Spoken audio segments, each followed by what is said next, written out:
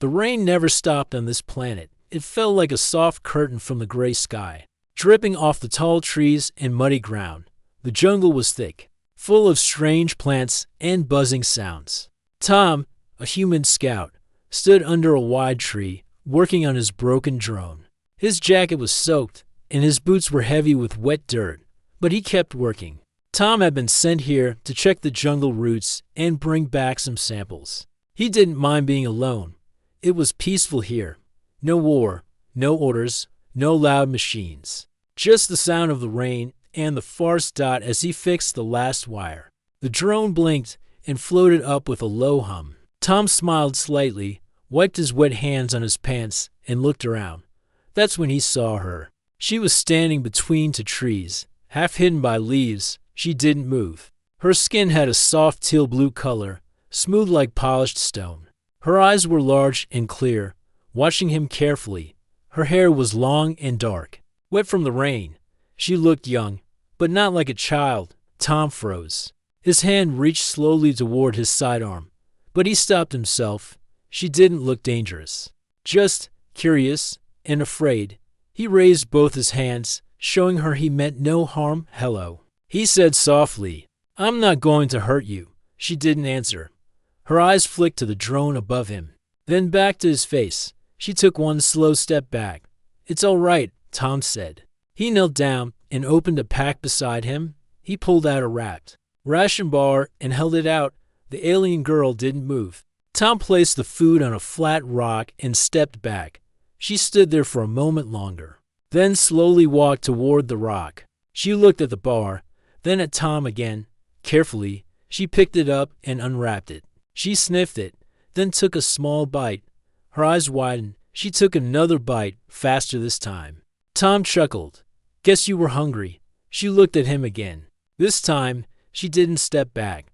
Tom turned to the fire pit he had built under a thick leaf roof. He added a few dry sticks and sparked it to life. The fire crackled softly. The girl stayed where she was but kept watching him. After a while, she took a step closer. Night was falling. The jungle grew darker, and strange calls echoed from far trees. Tom sat near the fire, warming his hands. He glanced up. She was still there, standing just outside the ring of light. You can sit, he said. It's warm. The girl looked around. Then she slowly walked forward and sat across from him, near the edge of the firelight. Her hands were folded in her lap, and her eyes stayed on the flames. Tom didn't ask more questions. He knew she wouldn't answer. She hadn't said a word since appearing. But she didn't run either.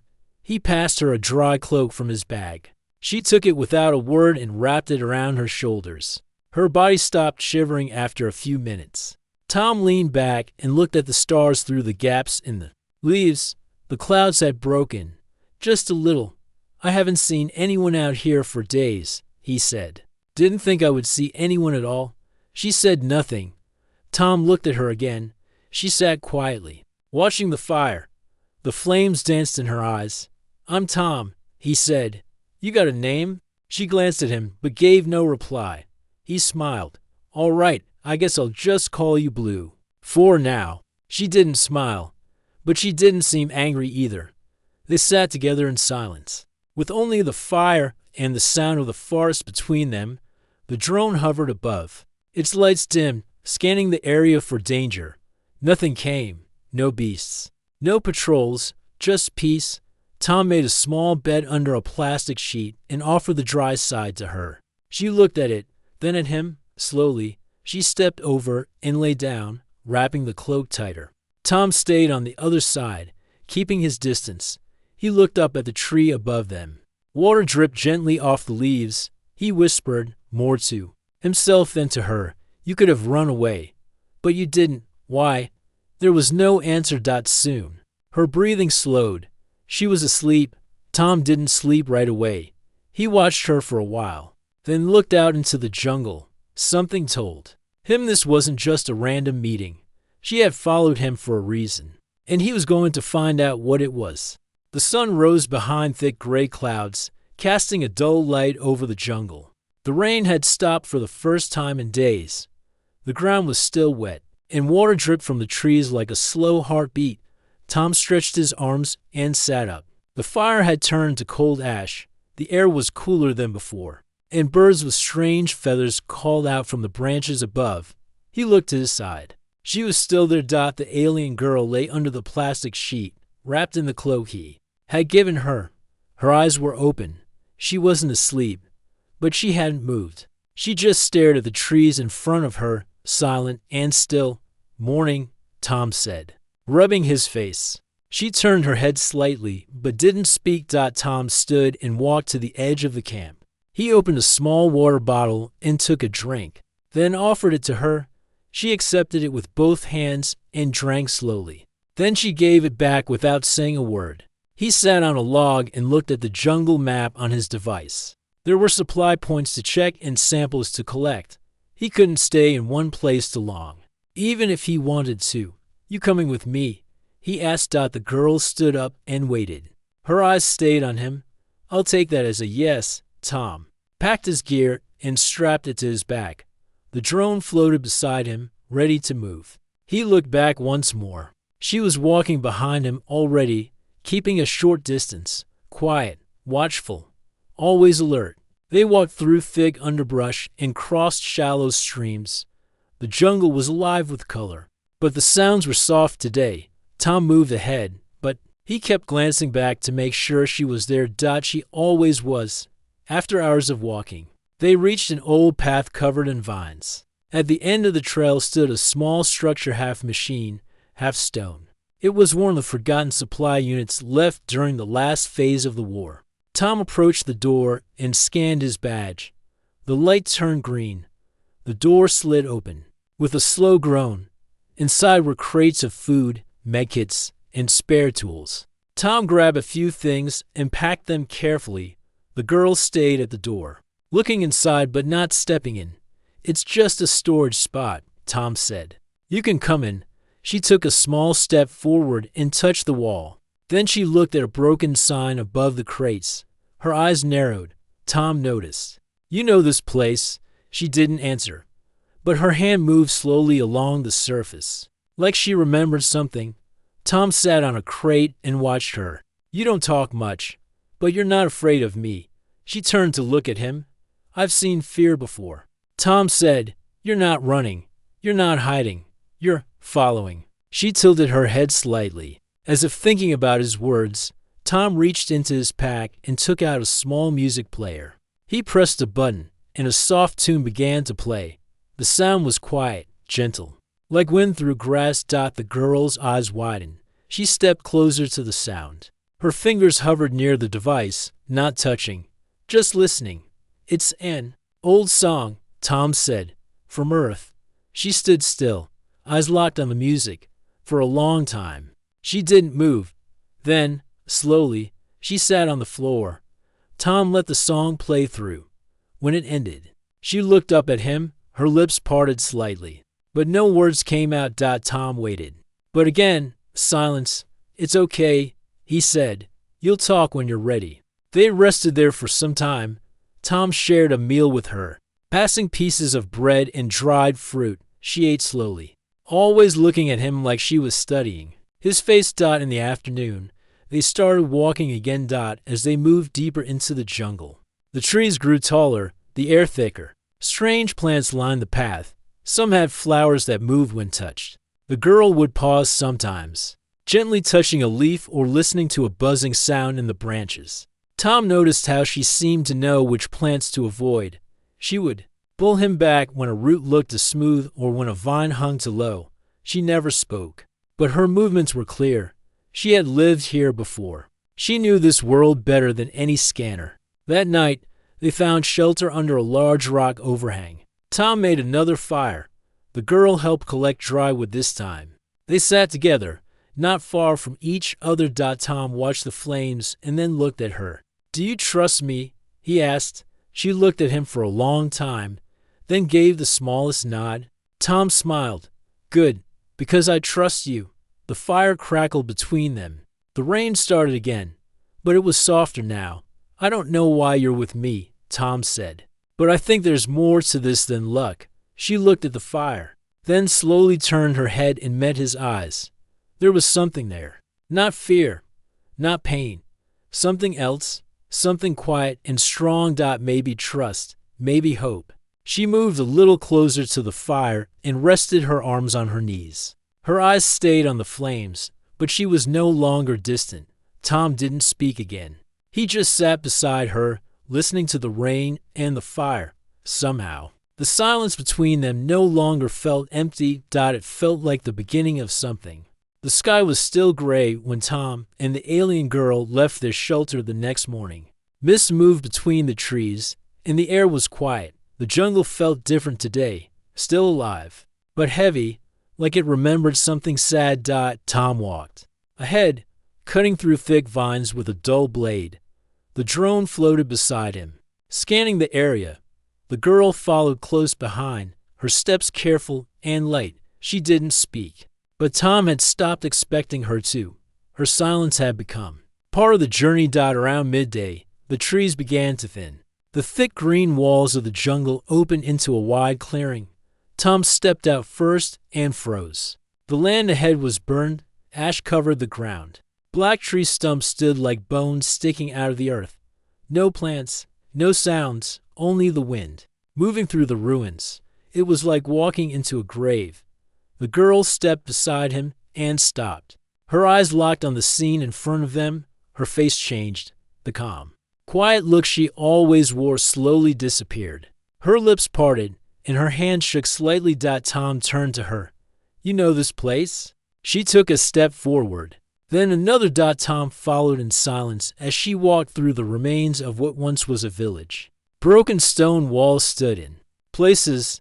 Pieces of pottery and tools were half buried in the ash. A broken pillar leaned to one side, marked with symbols Tom couldn't read. The girl stopped at the center of the village. She looked down at a round stone, half covered in dirt. She knelt beside it and wiped it clean with her sleeve.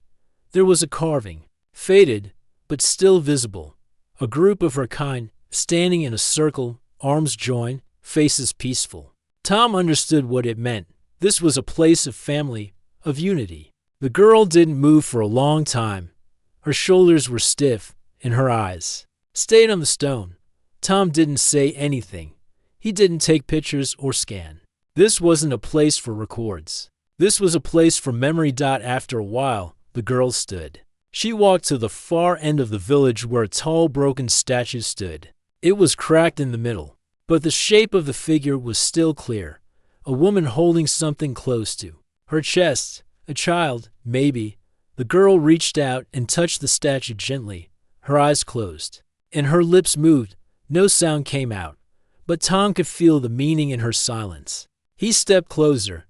This was her home, wasn't it? She opened her eyes and looked at him. There were tears, but she didn't cry. She just nodded once, slowly. Tom looked around again. The war did this. She nodded again. This time, her hand tightened into a fist, not in anger, but in pain. Tom sat on a low rock nearby. He felt a weight in his chest. He had fought in the war too. Not here, but in other places. He had followed orders, seen cities fall, watched both sides lose more than they could bear. But seeing this village now quiet, ruined, forgotten, it felt different. He looked back at the girl. "I'm sorry." She didn't reply, but her eyes softened. Tom took off his backpack and opened the side pocket. He pulled out a small cloth flag. Folded neatly, it was old, faded at the edges. He had carried it with him through every mission. "This is from my town," he said. "Back on Earth. It's not big, not important, but it's home." He walked to a broken post near the center of the ruins and tied the flag to the top. The cloth moved gently in the wind. "Now your home isn't forgotten," he said. The girl stood still, watching the flag.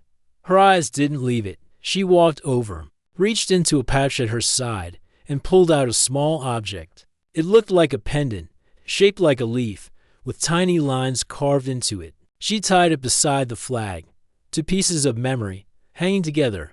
Tom looked at her. "What's your name?" She looked at him for a moment. Then she touched her chest and said, softly, "Mira." It was the first time she had spoken. Tom smiled. "Mira. That's a good name." She nodded once. There was no smile. but her face looked calm now. Not empty, not lost, just quiet. They stayed in the village until the sun began to lower. The sky turned pale yellow, and shadows stretched long across the ground. Tom gathered a few broken stones and placed them in a ring around the statue. Mira helped, her movements slow but steady.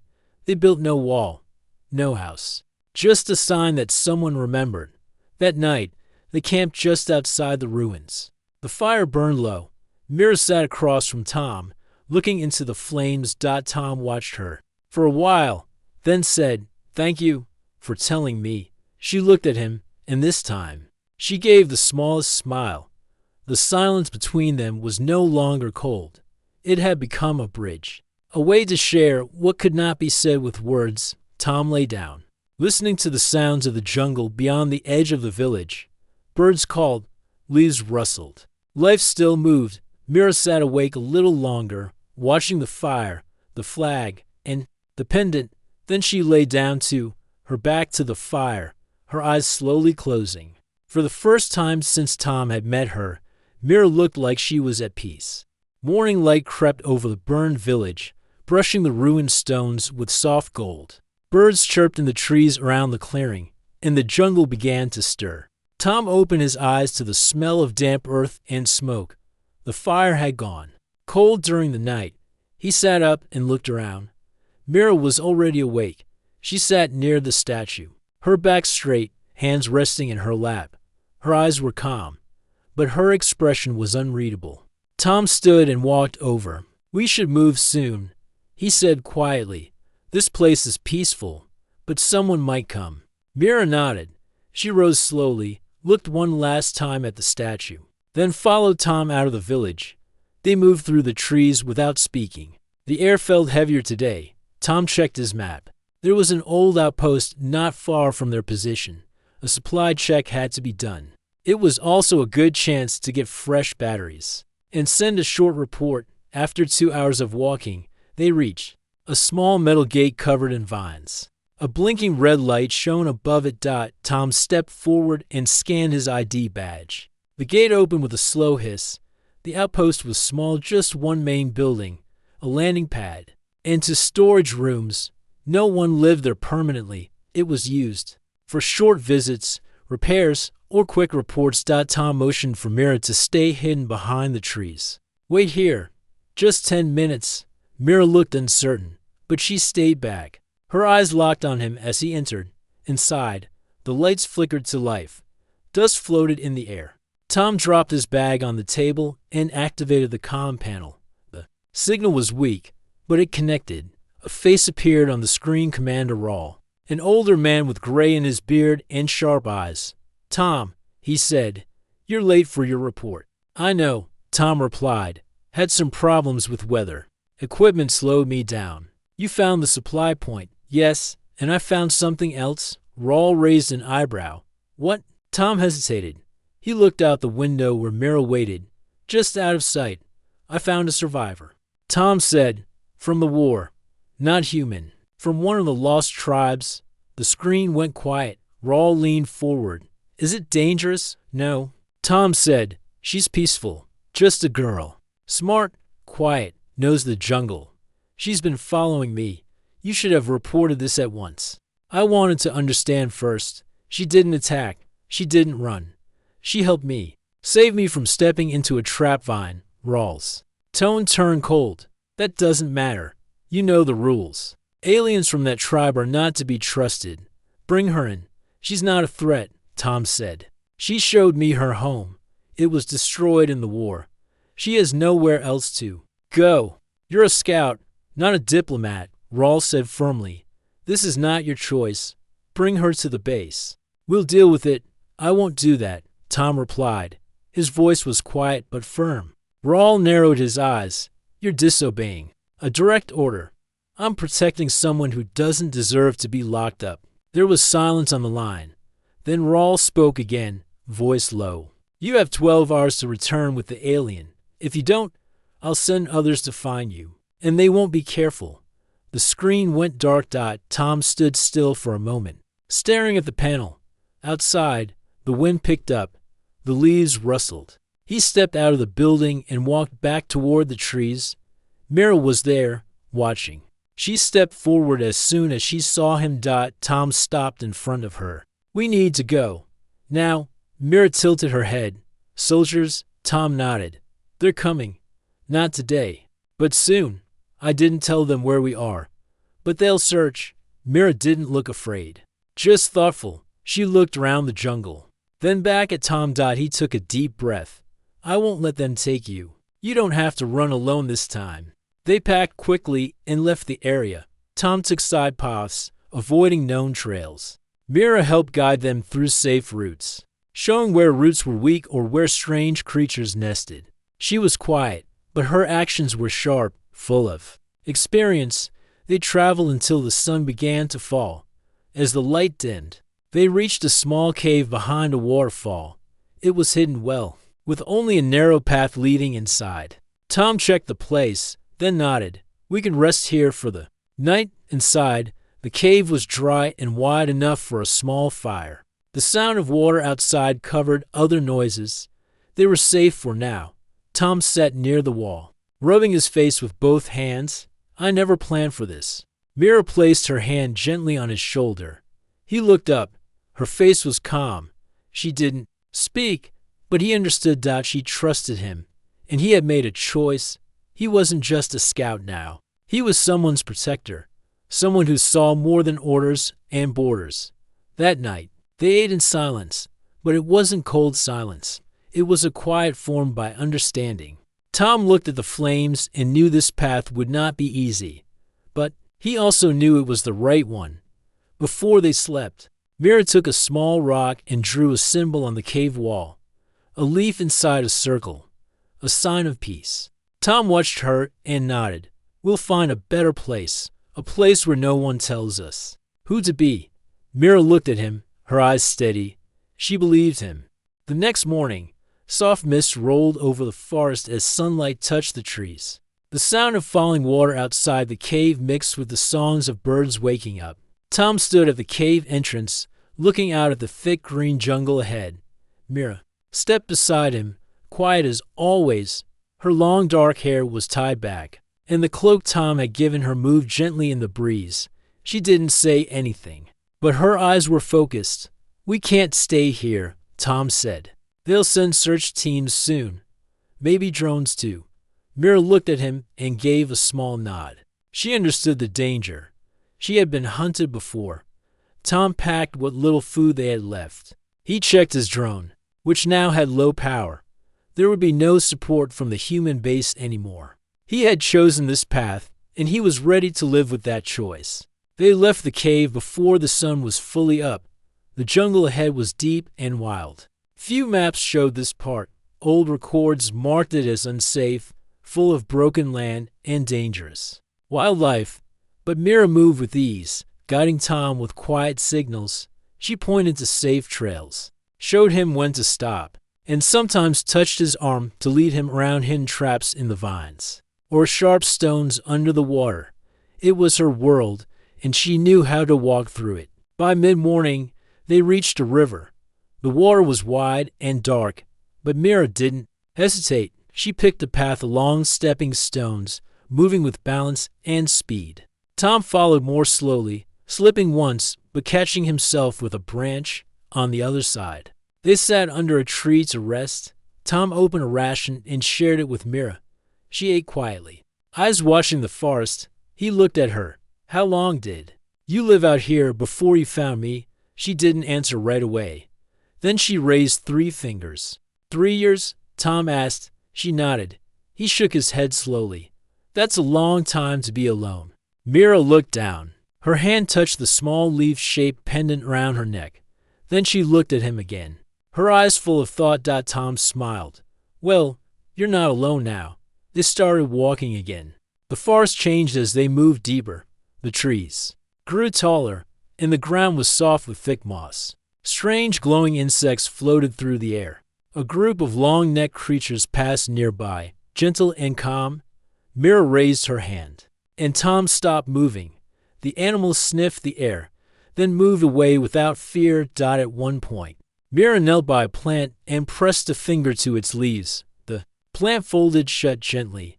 She motioned for Tom to stay away. It was poisonous. He gave her a thumbs dash up. Later in the day, they found a small pond surrounded by flowers. Mira walked over and dipped her hands into the water. Then she filled a small wooden bowl and passed it to Tom. He drank. The water was cool and fresh. Thanks, he said. She smiled a little, not wide, but enough to show she was growing more comfortable. They camped that night in a hollow tree with a wide base. Tom started a small fire while Mira gathered some wild roots and strange berries. She roasted them on a stick, checking each one before letting Tom eat. He took a bite and was surprised. "This is good." She gave a short laugh, her first real laugh. It was soft and kind. Tom looked at her. "You were never just a survivor. You were living, even when everything was taken from you." Mira looked down, her smile fading slightly. Then she looked up and nodded once. They ate in silence for a while. After dinner, Tom opened his music player again and played the same gentle song he had shown her before. The soft tune filled the air. Mira closed her eyes and swayed slowly to the sound. Then something happened that surprised him. She hummed along. The sound was quiet, not perfect, but full of feeling. She remembered the notes from before. Her voice carried the memory, and it touched something inside him. When the song ended, Tom didn't speak. He didn't need to. That night, they sat near the fire. Mira took a stick and drew a map on the ground. It showed mountains in the west and a wide valley between the rivers. She pointed to a small spot in the valley and made a circle. Tom leaned in. "What's there?" She touched her chest. "Safe." Then she touched his chest. "Free too." Tom felt something heavy in his chest lift. "Then that's where we'll go." They rested side by side that night, backs to the warm tree trunk. Mira fell asleep with her head resting lightly on her arm. Tom stayed awake a little longer, listening to the far sounds and watching the stars through the leaves. He thought about Earth, about the base, and about the order he had refused. Then he looked at Mira, sleeping peacefully beside him, and knew he had made the right choice. She had trusted him. Now he had to protect her from what came next. The sun rose behind the tall mountains, casting long shadows across the valley. The path was harder now. Sharp rocks, narrow trails, and steep hills slowed them down. But Mira moved with steady steps. She was leading them to a place she remembered, a place where her people once gathered in peace. Tom followed her closely, careful not to fall on the loose stones. His backpack was lighter now. Food supplies were low, and the drone had shut down the night before. It was just him, Mira, and the jungle. By midday, they reached a narrow cliffside trail. Below them, a deep canyon spread out like a scar. On the other side, a tall rock wall stood, marked with cracks and green vines. Mira stopped and looked across the gap. Tom came beside her. "Is it there?" She nodded. They followed the edge of the canyon until they found a fallen tree stretched across a narrow gap. It looked old but strong. Mira stepped onto it without fear and crossed to the other side. Tom took a deep breath and followed, arms stretched for balance. The wind pushed at him, but he made it. On the other side, Mira was already brushing vines, away from the stone wall. Soon, she revealed a round opening, just big enough for them to enter. The cave beyond was dark, but the air was cool and clean. Mira reached into her pouch and took out a small stone. She pressed it against the wall. A faint glow appeared, spreading along hidden lines in the rock. Slowly, the inside of the cave lit up with soft blue light. Tom looked around in awe. The walls were smooth, carved with symbols and drawings. Some showed stars, others showed her people dancing under trees. One part showed a circle of figures holding hands. It looked like a story told in pictures. "This is beautiful," Tom whispered. Mira walked to the far end of the cave, where a small round table stood. On it sat a strange device round, with a smooth surface and a glass center. It looked like it had been there for years, untouched. Mira wiped off the dust and placed her hand on it. The device came to life.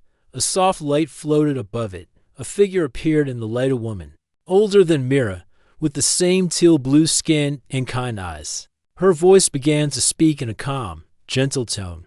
The words came in Mira's language, but the device translated them as well, echoing the message in soft human words. To those who find this place, you are not alone. We were once many, living in peace, but war took our homes and scattered our voices. If you are my daughter, know that I love you beyond words. If you are a friend, know that she carries the best of us. Tom looked at Mira.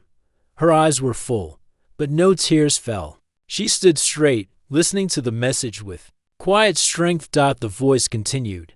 Our people believed in harmony with the world. We spoke with the wind and listened to the roots. But fear came from the sky, and fire followed. We could not stop it. The light shifted, showing scenes of the village from long ago. Children running, elders sitting in circles, songs being sung. Then fire, ships, noise, destruction. Tom felt his stomach twist. He had never seen this part of the war from their side. It was more than ruins. It was a memory of everything that had been lost. The message ended with soft words. To the one she chooses to walk with, protect her, trust her, for she is the leaf that still grows after the storm. The light faded. Silence returned. Mira stood still for a moment, then slowly turned to Tom. Her face was calm, but her eyes shined. Tom stepped forward. That was your mother. She nodded. He looked back at the now silent device. She was wise and brave. Mira walked to a small corner of the cave where stones had been stacked. She moved them aside, revealing a hidden box. Inside were more pendants carved with symbols and a few books made of thin, light leaves. She took one of the pendants and placed it in Tom's hand. He looked at it. For me. She nodded again. Tom closed his hand around it. Thank you. They spent the rest of the day in the cave. Mira showed him the symbols on the walls and explained some through simple drawings in the dirt. Tom listened closely. He wanted to understand, not just her, but the people she came from, the world she had lost. As night fell, they sat near the entrance, watching the stars above the canyon. The air was cool, and the forest below was silent. Tom looked at her. You brought me here to show me who you are. Mira didn't speak, but her eyes told him everything. She trusted him with her past, and now he was part of it. They sat together, side by side, under the night sky. No soldiers, no orders, no war, just two people different, but connected. Tom held the pendant tightly. Whatever came next, he knew one thing for sure. He would not let her down. Morning light touched the cliffs as birds flew over the valley below. A soft breeze moved through the cave entrance where Tom and Mira sat side by side. The night had passed without trouble. The sky was clear, the forest peaceful. Tom looked over the edge and let out a long breath. They'll come soon, he said. Maybe not today, but they will. Mira looked at him quietly. She understood what he meant. They had taken too long. The commander would not wait anymore. Tom stood and packed his bag. He didn't have much left, just a few supplies, some tools, and the pendant Mira had given him. We'll keep moving west, he said. Find that safe place you marked. Maybe they won't follow us that far. Mira stepped up beside him. She placed her hand on his arm. Her eyes held calm strength. Then she turned and led the way. They left the cave behind and followed a small trail along the cliffs. The land was rough, but beautiful. Waterfalls ran down the rocks. Trees grew in strange shapes, reaching out toward the sun. Wildflowers opened. As they walked past. As they moved, Tom noticed something. Mira was smiling. Not wide. Not often, but it was there. She looked lighter now. Not lost, not hunted. She was leading him with purpose. By midday, they reached a wide flat hill covered in soft green grass. From there, they could see far across the land. Rivers ran between forests. Birds circled above. In the distance, mountains stood like tall guards. Tom turned slowly. It's beautiful. Mira nodded. Then she pointed ahead. A cluster of small trees grew in a circle not far from where they stood. They walked toward it. As they entered the circle, Tom saw signs of an old camp, stones placed in patterns, carved marks on tree bark. A soft wind passed through the leaves. Mira walked to the center and knelt. She touched the ground gently. This is it, Tom said. This is your safe place. She looked up at him and nodded again. Then she stood and turned to face him. Tom stepped forward. Mira, he said, I don't know what comes next, but I'm with you, no matter what. She looked into his eyes. Slowly, she reached out and placed her hands around the back of his neck. Tom froze, surprised. Then she spoke. I followed you because... Her voice broke a little. Her eyes filled with emotion. But she didn't finish the sentence. Instead, she leaned forward and gently hugged him. Her arms rested around his neck. Her head rested against his shoulder. Tom stood still, heart full. He wrapped his arms around her too, not tight, just enough to let her know she was safe. They stood like that for a long time, surrounded by the sounds of wind, birds, and leaves. No more words came. But they were not needed. Mira had said enough. She had chosen him, and he had chosen her. Later that day, they worked together to build a simple shelter between the trees. Mira showed Tom how to use the strong vines for support. He set up a water filter. They cooked a meal from forest roots and dry rations. Evening came gently. They sat by a small fire, watching the sky change colors. Stars began to appear one by one. Tom looked up. This doesn't feel like hiding. It feels like living. Mira smiled softly. Suddenly, there was a sharp sound in the distance, a buzz, low and rising. Tom stood quickly and looked toward the sky. Drones. Three small shapes moved across the clouds, heading toward their last known location. Tom stepped back. They're searching the cave. Mira stood too. She didn't look scared, only alert. Tom touched her arm. We have time. They're behind us. She nodded and pointed toward a narrow path behind the trees. It led deeper into the mountains, a place the drones couldn't see, a place machines wouldn't reach. We'll go, Tom said. But not tonight.